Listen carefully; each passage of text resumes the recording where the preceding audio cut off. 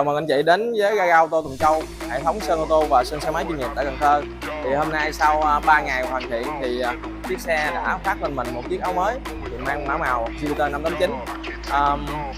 Hôm nay là ngày cuối cùng để hoàn thiện sản phẩm giao đến tay khách hàng, thì cũng cảm ơn anh đã tin tưởng ủng hộ dịch vụ.